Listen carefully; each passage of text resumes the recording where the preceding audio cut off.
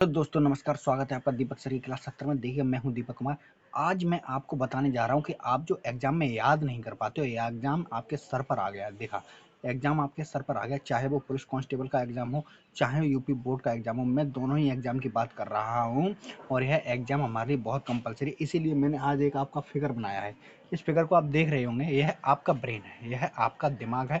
मैंने आज का वीडियो आपको समझाने के लिए बनाया है। यह आज का जो वीडियो है बहुत इंपॉर्टेंट है, बहुत कंपलसरी। इसको स्किप तो करने की कोशिश करना ही नहीं, इसलिए मैं आपको बता दे रहा हूँ। आगे वीडियो को मत बढ़ाना, एक एक चीज़ आपको बारीकी से बताऊंगा। आपको कोई चीज़ याद नहीं होती है, मानता हूँ बहुत सी चीज़ें आपको याद नहीं होती हैं। आपकी उम्र पे जब मैं भी था तो याद चीज़ें नहीं होती थी। कई लोगों ने मुझे भी बताया तो मैंने भी उनको रिपीट किया, लेकिन मैंने एक पाया कि जो चीज़ हम आँखों से पढ़ते हैं, आँखों से देखते हैं और मुँह से बोलते हैं, वो चीज़ हमको समझते नहीं है, हम उसको रटते हैं। क्या करते हैं? रटते हैं। हमको क्या करना है, आँखों से उस चीज़ को देखना है और उस देखने के बाद उस चीज़ को हाथों से लिखना है। ध्यान दीजिएगा, हाथों से लिखने के लिए इसलिए बता रहा हूँ क्योंकि लिखने की एक वो कला है जो हमें सब कुछ कर देता है। लिखने से क्या होता है, उस चीज़ को हमारे हेड को भी आ जाता है, हमारे हैंड को भी आ जाता है और हमारे मस्तिष्क को भी आ जाता है। जैसे कि अगर कोई इंसान साइन करता है तो आंख बंद करके वो अपने साइन कर देता है और वो साइन एक्यूरेट यानी कि सही होंगे। कैसे होंगे? सही होंगे। वो साइन आंख बंद करके भी कहीं भी कर दे। उसी प्रकार हमको अपने एग्जाम की तैयारी करनी है। आपने जो भी आज तक याद किया है या याद करना चाह रहे हैं तो उसको तुरंत एक रजिस्टर पर नोट कर डालिएगा। देखो, लिखने से कई फायदे होते हैं। लिखने से एक तो ये फायदा होता है, आप जब लिखोगे तो आपको नींद नहीं आएगी। कई लोगों की ये समस्या होती है, जब पढ़ने बैठते हैं तो नींद आने लगती है। नींद आना एक स्वाभाविकता है, ठीक है। तो किताब हाथ में आते ही नींद आना ऑटोमेटिक शुरू हो जाती है, ठीक है। तो नींद नहीं आएगी, यह मेरा दावा के साथ साथ वादा है। आप उस चीज़ को लिखने बैठ जाइए। जब आप चीज़ों को लिखेंगे तो उस चीज़ को बेहतर तरीके से समझ पाएंगे। वो बात आपके दिमाग में, माइंड में अच्छे तरीके से बैठ जाएगी। और हमारा ये माइंड का जो फिगर है बड़ा अटपटा होता है, इसमें कई कोशिकाएं होती हैं और ना जाने कहाँ कहाँ की बातें हमारे दिमाग में रहती हैं। जब हम पढ़ते हैं हमारा ध्यान तो किताब पर रहता है, हम मुंह से बोलते तो हैं लेकिन हमारा दिमाग कहीं और चलता है। ये बात आपने अभी नोटिस की होगी, जब आप पढ़ते होंगे तो आपका दिमाग किताब पर नहीं रहता होगा, आपका दिमाग कहीं और चलता होगा, आपका ध्यान किताब पर रहता होगा और आप मुंह से पढ़ते रहते होंगे। लेकिन ऐसी चीज़ें याद नहीं आती हैं। कहने का मतलब ये है, रटंत विद्या फलंत नहीं। रटने वाली चीज़ें याद नहीं हो सकती। जो चीज़ समझी जा सकती हैं उन्हीं को याद किया जा सकता है। तो you have the will power, अगर आप में पावर है, ताकत है, तो उस चीज़ को लिखिएगा, ठीक है। अब लिखने का ये मत बहाना बनाइएगा कितना लिखें। अरे पेपर आपका है, एग्जाम आपका है, परीक्षा आपको देनी है, अच्छे मार्क्स आपको लाने हैं, तो लिखना भी तो आपको ही पड़ेगा, ना कि मैं लिख दूंगा तो उससे काम हो जाएगा। ध्यान रखिएगा, लोग पढ़ने के लिए स्कूल नहीं जाते हैं, जो लोग कुछ बनने के लिए स्कूल जाते हैं ना, टॉप वही कर पाते हैं। जो लोग पढ़ाई की अपनी जिद पाल लेते हैं, उस जिद को जो पूरा करते हैं, टॉप वही कर पाते, अच्छे मार्क्स वही कर पाते हैं। जिनके अंदर जिद नहीं ना कि मुझे ये करना ही है, तो वो इंसान अच्छे मार्क्स नहीं ला सकता। वरना पास तो सभी हो सकते हैं। ऐसे छोटे मोटे मार्क्स से क्या फ़ायदा है? क्या फ़ायदा है ये बताइएगा? आपने मेहनत की, घर वालों ने पैसा खर्च किया, उस घर वालों के पैसा खर्च करने का नतीजा क्या निकला? जीरो। नंबर क्या है? 50%, 60%। उनकी क्या वैल्यू होती है?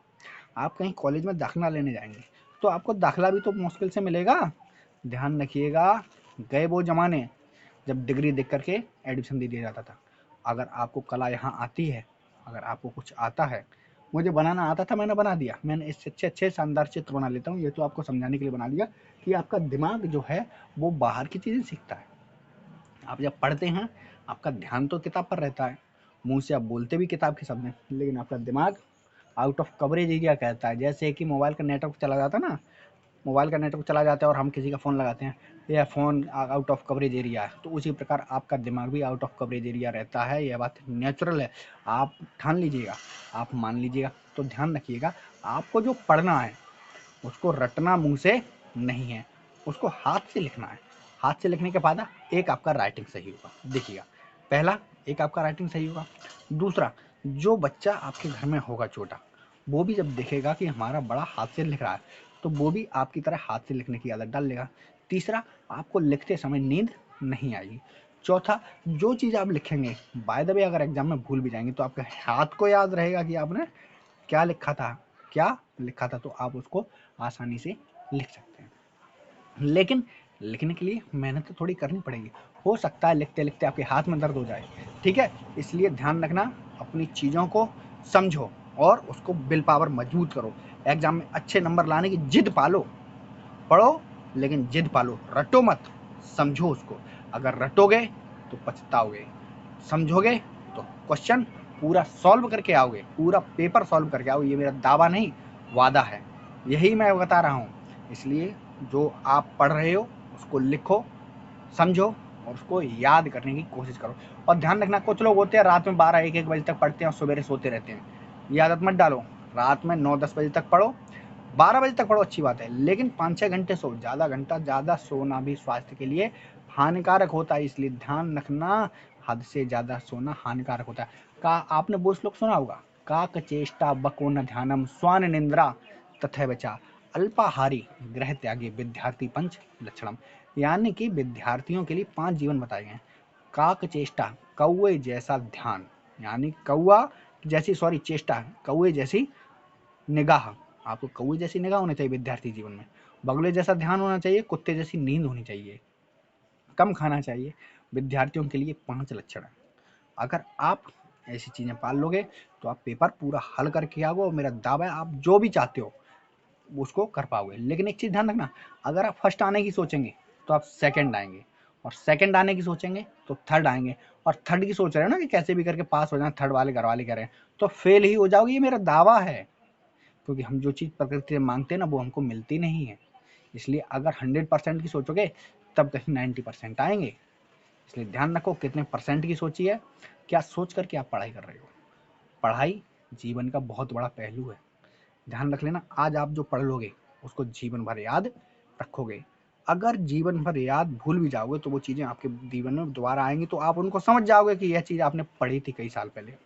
और ध्यान रखना, दुनिया के हर हिस्से में हिस्सा हो जाता है, दुनिया के हर हिस्से में हिस्सा हो जाता है। घर में हिस्सा हो जाता है, जमीन में हिस्सा हो जाता है, खेत में हिस्सा हो जाता है, खलिहान में हिस्सा हो जाता है। लेकिन आज जो आपने पढ़ा है उसमें कोई माई का लाल हिस्सा नहीं कर सकता है, कोई भी हिस्सा नहीं ले सकता है, क्योंकि वो आपको आता है, ठीक है।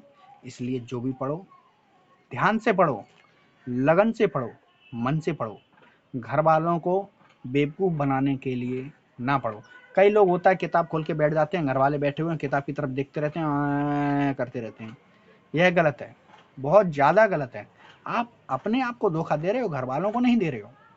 उनका काम है आज पढ़ाने का, आपका काम है पढ़ने का। आप नहीं पढ़ोगे तो अपना काम खराब करोगे, उनका कुछ नहीं है। हमारा समझाने का काम था, हमने आपको समझा दिया। आपका समझने का काम है, आप समझो तो ठीक है, ना समझो तो ठीक है, ठीक है। चीज़ें आप पे डिपेंड करती हैं, आपका ब्रेन है। आपको अपना ब्रेन अगर किताब पर रखना है तो चीज़ों को लिखना सीखना होगा, चीज़ों को याद या रटना, चीज़ें ख़त्म करनी होंगी, ठीक है। तो ब्रेन आपका है, यूज आपको करना है, तरीका मैंने बता दिया, बाकी आपकी मर्जी है, फैसला आपका है, पेपर आपका है, ना कि मेरा। Okay, bye bye, best of luck for sweet dream.